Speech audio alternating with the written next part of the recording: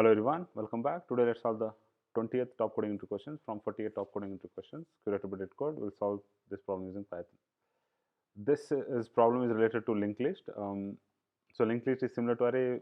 There are few differences. Array stores the data in continuous manner in the memory, and linked list doesn't store in a continuous manner. It holds the address in the nodes. It stores the data in the form of node.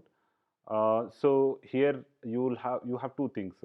Majorly, the node will have node is the main data where the data is stored. There will be two things. One is the value within the node and the address pointing to the next node. So, for example, let's say this is the node 4.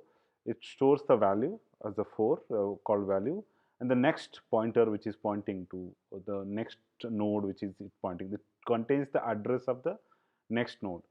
So, for example, 4 holds the value itself. This node holds the value, and then it also stores the address where the next nodes resides of this linked list. So that's how it stores. It stores the address of the next element, and then it also stores the values. So what we have to do is we have to delete the node.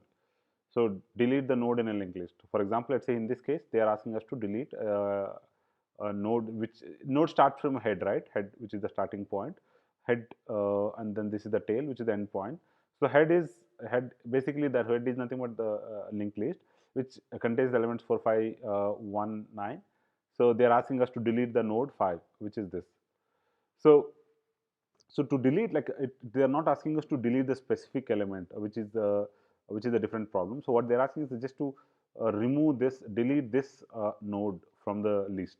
They explicitly tell you what node is that. So that's what they are asking us. They are not asking us to go to that different nodes, iterate through, look for the that node. That's not the problem. Simply they give the node that they are asking us to remove from that list. So how do I delete? Simply, what I can do is it basically it contains the value, and then it also contains the address of the next element. For example, let's say if I want to delete this node 5, so it contains a value 5 and also contains the address to the next element, which is 1. So what I'll do is to delete the value. I'll not delete the value. Instead, what I'll do is I'll override the value. So basically, I'll take 1 from here and then put into the 5. I'll take 1 from here and put it into 5. So it becomes 4, 4, 1. So now there is 1 here as well, right? So what I'll do is I'll 5 which is 1 now. I'll point out the address of new element which is pointing here. I'll simply point out to this element. So automatically this will be delinked from the linked list. So what I'm trying to say here is I'll override the value which is here. The value I'll copy here, and the address of this element, which will become 1 from 5 to 1. 1 will be there as is. I will not delete the 1. I'll take the value and put it here overwrite. Now address of this element is pointing to 1, right? Instead of that, I'll say that instead of pointing to it, you delink this and then point the address to this. That's what I'm saying. So how do I do this? So similarly, it is the same thing. So it has you create a class like this using linked list. You can create your own linked list list node, and then it will have two things, right? One is the value, another is the address to the next element which next node is contains. So they already have a code written for us. They created a node for us. So basically what happens is the code which we execute, right? All we have to do is we just have to write the code here. Automatically the code gets called, this function gets called automatically. So what exactly meaning by that is, so automatically internally what it is doing is I'm just simply calling, I'm creating object like this, solution like this, and then I'm calling this solution dot delete. Internally it is calling like this, delete, which is this list node, right? So from this list node, so basically it is passing that list node inside this, which is the 5, which basically it is passing the element 5 from the list. So it's automatically getting called. We don't have to call in summary. We don't have to call. So all we have to do is, so node they already given, which is like imagine 5. They are asking us to delete 5. So what I'm saying is I'll copy this node dot value, right? Node has a value. I'm saying I'll copy the node value. I'll replace that node next value. I'll take the whatever is there, right, in the next.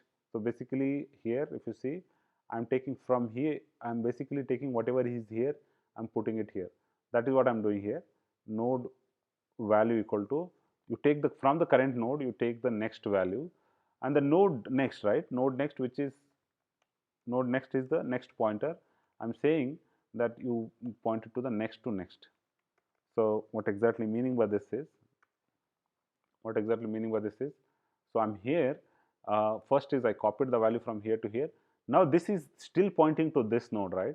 This node, which has a value now 1, it is still pointing to this node, which also has a value 1. I am not overwritten. So I'm saying that you cut this link, directly you point out this next to next to next. So this is next, this is the next element. That is what it says. That's what it says, the next element. Let me run this. I already ran before. So let me run. Yeah, I got the expected output. Let me submit. So it's a very simple problem, which the important thing to remember is, we are not iterating through each and every element of a node or list and then deleting, finding that node and then deleting. The node is already there for us. We are just removing the link from that node and putting to the next node, and also we are copying the next node's value to the current node. It was accepted. That's all for this solution. We'll see you in the next. There are very interesting problems within the list. We'll go through them. We'll also try to create our own linked list and then see how to interpret this in VS Code, like we solved in the previous examples. And that's all, guys. See you in the next video.